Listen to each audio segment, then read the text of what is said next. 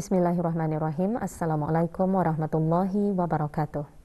4 kes baru jangkitan COVID-19 disahkan kemarin yang membawa jumlah keseluruhan kes kepada 15,376 orang. Yang berhormat Datuk Seri Setia Dr. Haji Awang Muhammad Hisham bin Haji Jaafar, Menteri Kesihatan, memaklumkan perkara tersebut semasa sidang media situasi terkini jangkitan COVID-19. Menyertai sidang media yang berlangsung di Dewan Al-Afiah Kementerian Kesihatan, Yang berhormat Datuk Seri Setia Dr. Awang Haji Muhammad Amin Liu bin Abdullah, Menteri di Jabatan Perdana Menteri dan Menteri Kewangan dan Ekonomi kedua. Jumlah kes baru ini adalah hasil daripada 3,913 jumlah ujian makmal yang dilakukan dalam tempoh 24 jam yang lalu. Oleh itu, kadar kes positif ialah sebanyak 0.1%. Di kalangan kes-kes yang sedang dirawat di Pusat Pengasingan Kebangsaan, tidak ada kes dalam kategori 4 dan satu kes adalah dalam kategori 5 yang memerlukan bantuan mesin pernafasan dan dirawat di unit rawatan intensif. Sementara itu, tidak ada kematian yang dikaitkan dengan COVID-19 telah dicatatkan dalam masa 24 jam yang lalu. 12 kes telah disahkan sembuh yang membawa jumlah kes yang sembuh di negara Brunei Darussalam kepada 15,058 kes. Manakala jumlah kes aktif ialah sebanyak 218 kes. Sementara itu, kadar pengisian di pusat-pusat pengasingan di seluruh negara atau bed occupancy rate ialah sebanyak 4.9%. Menteri Kesihatan juga mengongsikan pencapaian program vaksinasi kebangsaan pada 15 Disember 2021. Kadar keseluruhan penduduk yang telah menerima sekurang-kurangnya satu dos vaksin ialah 94.3%. Kadar bagi yang telah menerima 2 dos vaksin ialah 91.3%, manakala kadar yang telah menerima 3 dos ialah 4.6%. Sementara itu, bersempena dengan 2 hari kelepasan awam yang akan menjelang, iaitu Hari Krismas pada 25 Disember 2021 dan awal tahun masih 2022, Kementerian Kesihatan ingin mengumumkan penutupan pusat-pusat swab dan vaksinasi semasa kedua-dua hari kelepasan awam tersebut. Penutupan ini akan melibatkan kesemua pusat-pusat vaksinasi dan pusat-pusat swab, termasuk pusat swab Kompleks Sukan Hospital Raja Isri Pangeran Nak Saleha, pusat swab pandu lalu di Dewan Bradix, Jerudong dan pusat swab pandu lalu pusat Insani Suria. Walau bagaimanapun, perkhidmatan swab pada kedua-dua hari kelepasan awam tersebut boleh diperoleh di Pusat Kesihatan Berakas dari jam 2 petang hingga 9 malam dan di Pusat Sari Hospital Suri Seri Begawan, Kuala Belait dari jam 7.30 pagi sehingga 7.30 malam. Bagi sekatan pergerakan yang dijalankan dari jam 10 malam hingga 4 pagi, sebanyak 3 pelanggaran arahan telah dikeluarkan denda kompaun di seluruh negara, di mana kesemuanya adalah pelanggaran arahan untuk berada di rumah. Syarikat Penerbangan Diraja Brunei RB menerima anugerah kru kabin terbaik dunia 2021 oleh World Travel Awards untuk kali kedua berturut-turut. Menurut Timbalan Menteri Kewangan dan Ekonomi, kejayaan tersebut menjadi bukti RB diiktiraf kerana keramahan dan perkhidmatan bertaraf dunia berasaskan nilai-nilai kebrunaian. Bagaimanapun, tahun 2022 jelas Datuk Seri Paduka Dr. Haji Abdul Manaf bin Haji Metusin akan lebih mencabar dan tidak dinafikan RB akan terus menghadapi cabaran. Datuk Seri Paduka Dr. Haji Abdul Manaf yang juga pengerusi Lembaga Pengarah Syarikat Penerbangan Diraja Brunei berucap demikian pada majlis meraikan penerimaan anugerah yang diadakan secara maya petang kemarin. Dengan bermulanya fasa awal endemik, jelas Timbalan Menteri Kewangan dan Ekonomi, aktiviti rentas sempadan melalui udara akan dibuka. This means our airline borders will soon reopen and our invaluable service on board will be called upon once again. Soon our guests will experience our warm, genuine service and hospitality in the sky as the airline ramps up its flight schedule slowly but surely as countries open up.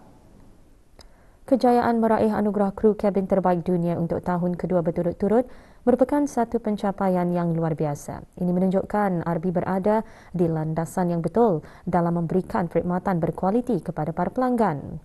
RB juga telah menerima beberapa penghargaan daripada World Travel Awards beberapa bulan yang lalu, termasuk Syarikat Penerbangan Terbaik Asia, Kelas Perniagaan 2021 dan Kru Kabin Terbaik Asia 2021. Lebih 300 kru kabin RB menyertai acara tersebut.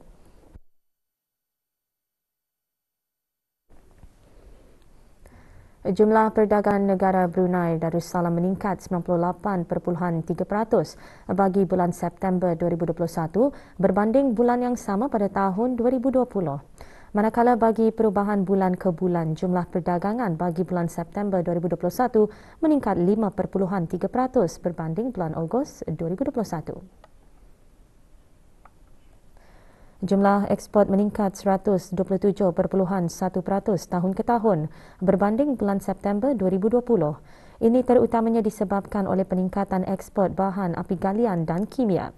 Peningkatan ekspor bahan api galian terutamanya didorong oleh peningkatan dalam nilai ekspor minyak mentah, gas asli cecair LNG dan produk petroleum dari aktiviti hiliran.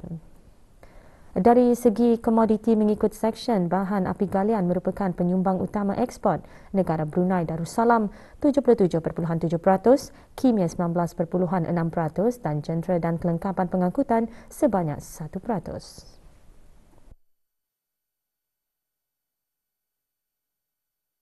Pasaran ekspor utama adalah Republik Rakyat China, diikuti Australia dan Jepun.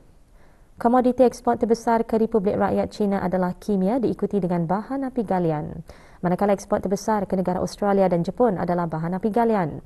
Bagi import pula peningkatan disebabkan oleh import bahan api galian yang sebahagian besarnya digunakan sebagai input bagi penghasilan produk petrokimia.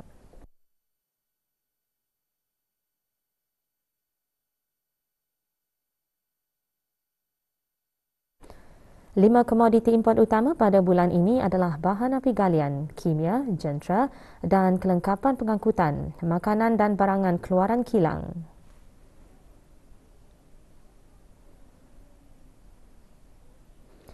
Mengikut kategori penggunaan akhir, import barang perantaraan menyumbang 58.7%, import barang modal 37.2% dan barang penggunaan 4.2%. Import mengikut rakan dagangan, sumbangan terbesar adalah Malaysia, Norway dan Rusia dengan komoditi import terbesar adalah bahan api galian. Mengikut MOD pengangkutan pada bulan September 2021, peratus yang tertinggi adalah MOD pengangkutan laut, diikuti pengangkutan udara dan darat. Laporan penuh IMTS bagi bulan September 2021 boleh diperoleh melalui laman sesawang JPES di file user Swift 1 desktop IMTS 2020.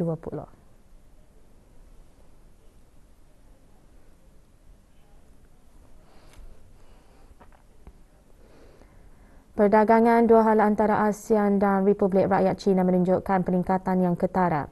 Republik Rakyat China merupakan rakan perdagangan terbesar ASEAN sejak tahun 2009, manakala ASEAN menjadi rakan perdagangan terbesar Republik Rakyat China buat pertama kalinya pada tahun 2020.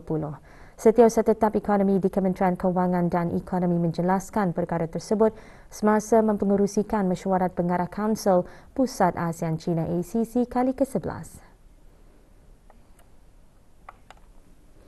Dr. Haja Mai Faiza binti Haji Ahmad Arifin turut mengongsikan sejak penubuhan Perjanjian Perdagangan Bebas FTA ASEAN China, perdagangan dua hala meningkat dari $235.5 bilion Amerika pada tahun 2010 kepada $516.9 bilion Amerika pada tahun 2020.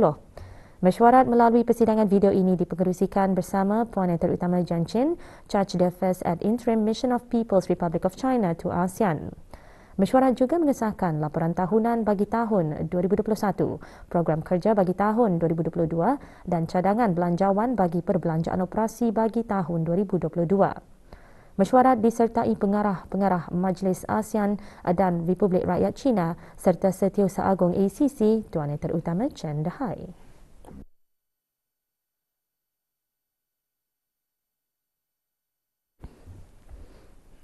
Dalam menyokong mesyuarat Menteri-Menteri ASEAN mengenai kebajikan dan pembangunan sosial AMMSWD, Mesyuarat Pegawai Kanan ASEAN mengenai kebajikan dan pembangunan sosial kali ke-17 SOMSWD memainkan peranan utama dalam mencadang dasar serantau serta membangun dan melaksanakan pelan kerja serantau 5 tahun dan mengurus kerjasama untuk memajukan kesejahteraan sosial dan pembangunan di ASEAN. Menyertai bagi pihak negara Brunei Darussalam Dayang Hajah Nur Rashikin binti Haji Johari Setiausaha Tetap Kemasyarakatan dan Kebudayaan Kementerian Kebudayaan Belia dan Sukan. Mesyuarat melalui sidang video itu dipengerusikan oleh Puan yang terutama Ramrong Worawat, Timbalan Setiausaha Tetap Kementerian Pembangunan Sosial dan Keselamatan Manusia Thailand. Dengan tema memperkukuh perkongsian ke arah kebaikan ASEAN, mesyuarat antara lain bertujuan meningkatkan kesejahteraan dan meningkatkan kualiti hidup warga emas, kanak-kanak, orang kelainan upaya dan kumpulan terdedah lain di ASEAN. Terdahulu diadakan Forum Go NGO ASEAN ke-16 mengenai kebajikan dan pembangunan sosial pada 15 Disember 2021 melalui sidang video. Mesyuarat akan diteruskan hari ini dengan Mesyuarat Pegawai Kanan ASEAN Plus 3 kali ke-16 mengenai kebajikan dan pembangunan sosial. Juga diadakan Majlis Penyampaian Anugerah Cemerlang ASEAN bagi Kebajikan dan Pembangunan Sosial. Penerima anugerah AOS WADA pertama 2021 dari negara Brunei Darussalam ialah Pusat Ihsan Al-Amirah Al-Hajah Mariam bagi kategori NGO CSO. Anugerah diberikan atas pencapaiannya sebagai salah sebuah organisasi yang telah lama menjalankan usaha memperjuangkan pembangunan golongan kelainan upaya di negara ini. Imagine Sendirian Berhad sementara itu menerima anugerah bagi kategori sektor swasta kerana sumbangan aktif dan inisiatif tanggungjawab sosial korporat yang berkaitan pelindungan kanak-kanak khususnya tapi tidak terhad kepada talian anak 121. Anugerah bertujuan mempertingkatkan penglibatan SOMSWD dengan pelbagai pihak berkepentingan.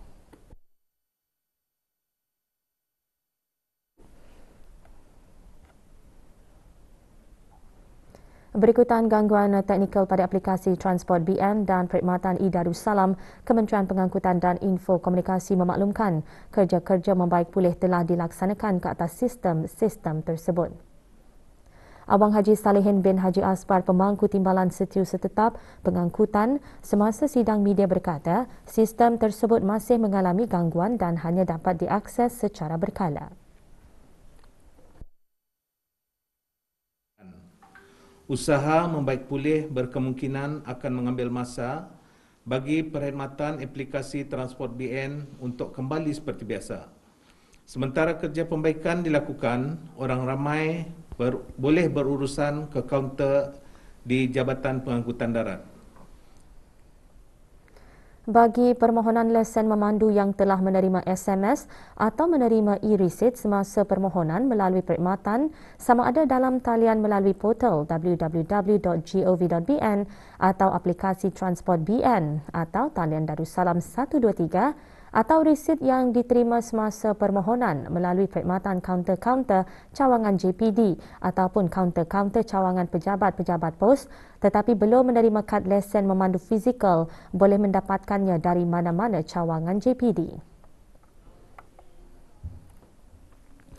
Lesen memandu fizikal boleh didapati dalam 3 fasa permohonan dari tarikh 8 Oktober 2021 hingga 8 November 2021. Boleh mendapatkan lesen fizikal mulai 18 Disember 2021 hingga 31 Disember 2021.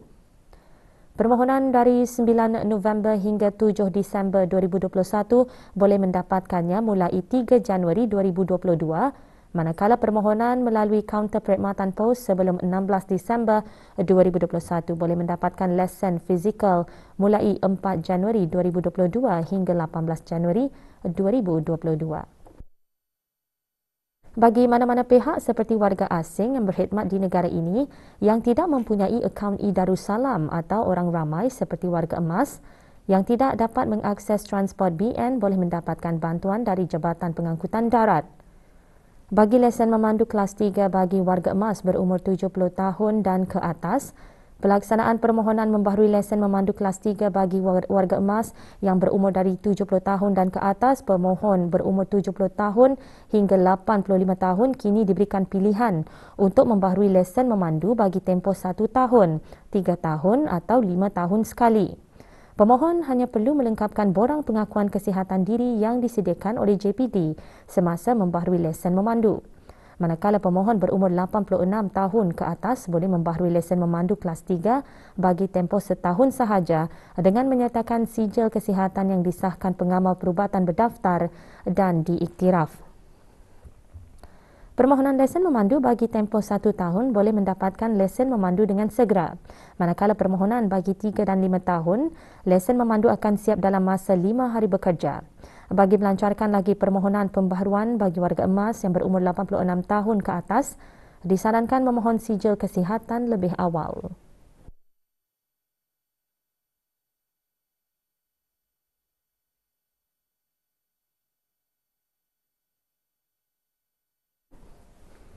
Cuaca negara Brunei Darussalam pada ketika ini memasuki monsun timur laut dan dijangka berterusan sehingga hujung bulan Mac tahun depan. Pada 2 bulan pertama musim monsun timur laut iaitu bulan Disember dan Januari lazimnya mempunyai jumlah turunan hujan yang tertinggi berbanding bulan-bulan lain. Semasa tempoh tersebut keadaan cuaca tidak menentu dengan hujan lebat atau hujan berpetir sekali-sekala berlaku terutama pada waktu malam dan awal pagi. Pada masa ini terdapat satu sistem taifun iaitu Taifun Rai berada di kawasan barat lautan Pasifik iaitu timur Filipina 1,402 km jauh dari negara dan diramal bergerak ke kawasan Laut Cina Selatan. Sistem tersebut akan memberi kesan kepada cuaca bermula kemarin sehingga 20 Disember 2021. Disebabkan oleh keadaan satu sistem Taifun Raya ini, keadaan cuaca dijangka aktif dengan hujan sekali-sekala lebat beserta angin kencang terutamanya di kawasan laut dan persisiran pantai. Kelajuan angin dijangka meningkat sehingga 50 km sejam dengan ketinggian ombak boleh meningkat ke paras bergelora sehingga 2.5 meter. Tapi taifun ini selalunya tidak ada direct efek kepada Brunei Darussalam lah. Jadinya ini sekiranya cuaca yang kita ni alami ini adalah efek tidak langsung lah daripada sistem Taifun Raya ni.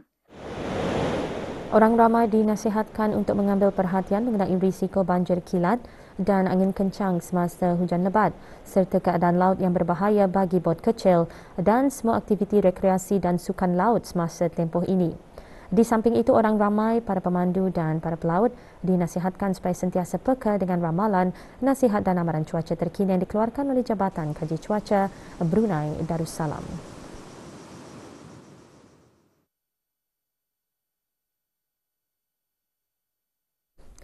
Juga bersempena dengan Brunei December Festival, Pusat Pengajian Kesenian dan Kaligrafi Islam PPKKI, Yayasan Sultan Haji Hassanah Bolkiah menganjurkan beberapa aktiviti untuk pengunjung yang membuat lawatan ke pusat berkenaan bermula kemarin hingga 24 Disember ini.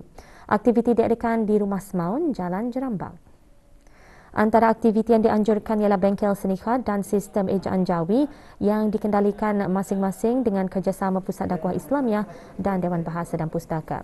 Orang ramai yang ingin menyertai aktiviti yang dianjurkan oleh pusat berkenaan bolehlah menghubungi 2234-029 atau melalui Instagram khatcenter.bn atau WhatsApp 7121 510.